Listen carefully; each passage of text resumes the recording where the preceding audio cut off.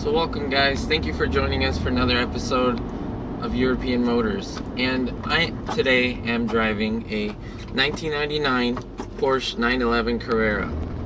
Now, it is a rainy day today. I want to go over the 5 best things about this car. Number 1, the first thing you'll notice, especially if you've never driven a Porsche or never been in a Porsche before, is just notice the racing style of this car. So if you were to sit in a Mercedes or in a Buick or any normal everyday car, you will notice that Porsche is very different. Porsche gives you that sporty feel that you don't get in an everyday car. First of all, you're very low to the ground. The engine is, instead of in front of you, it's in back. Now it's in the way back. It's not like a Ferrari. Ferrari has a mid-engine layout. But it gives you that similar experience of the engine being in the back, and you feel like you're in something different. The steering feels very tight, at least in this car. This car is a 6-speed manual, and I can tell you, clutch is super stiff, super stiff. People who have test driven this car always comment that they never imagined that this model, the clutch is so stiff, like compared to other cars, and it is true. So that is one of the joys of driving this car. It's a different feel. It makes it feel special. You know when you're in a Porsche, you're not in an everyday car. Number 2, I really love this transmission.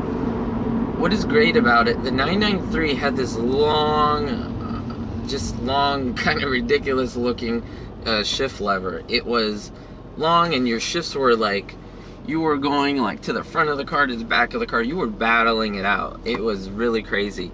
This car, the shifts are so close together.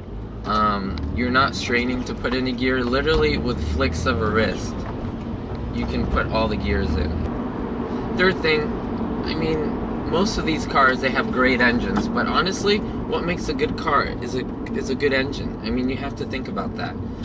You've never heard of a great car with a crappy engine. Like, it doesn't exist. Really, to be honest with you, if the engine's not good, then usually the car's not that great. You would say, oh, it's a great body and feel of the car, but I wish they put a better engine in it. So, you know, an engine kind of makes or break a car, in my opinion.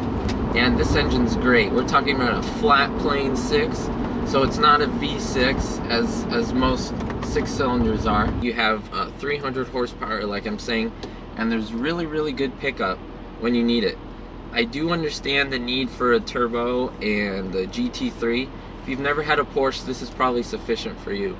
But in the long run, you're probably going to want to upgrade, you know, probably go for the turbo or go for something a little quicker.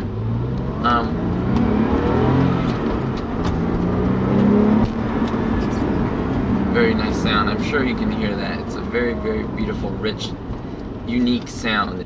Number 4, what I like about the 996 that I think is so underrated, people don't pay attention to, is the technological leap they made from the 993. The 993 looks like it's still a car from the 70s, and the car was like a 98 still. Like, it's really antiquated look. Not much has changed. So in this car, you have climate control, you have 4-disc CD changer up here actually, which is pretty cool. You do have a nice tachometer. Everything is pretty much digital, but you still have your analog on top, which is wonderful. The seats are really bulky, and they bolster you in a good way though. You feel like you're really in the seat. There's power seats, of course. And number 5, one of the best things about the 996, and I think this is current and right now, is pricing for what you're getting. This car barely hits $20,000 in terms of pricing. Depreciation has definitely hit its toll. This car new was in the 80s, somewhere in there, and we're talking about, you know, getting the car for a really good price. This is the point to buy these. I'm telling people right now. Why? Because they've hit their lowest point. They're not going to reach $10,000. They're going to stay here. They're going to float here. And in the last couple of months, they've slowly started creeping up in price. They've not hit 993 numbers yet, but they will. They will. I guarantee it. Even though this is the first water-cooled engine, and for people who love Porsche, that was like a taboo. That was like, oh my goodness, you're going now water-cooled instead of air-cooled. Let me tell you, These engines are still very proven, they're still very reliable. It's kind of like the turbo thing. Yes, it's not the same as a naturally aspirated engine. You're going to get a different experience. However, is it a worse engine? Is it not perform as well? Of course not. You know, it's moving up in technology, and so that's what you do want. And so, like I said, if you find one in great condition, steal one now, keep it for 5 and 6 years, and just make some money. Little fishtail there. Yeah, you do have a happy rear end back there.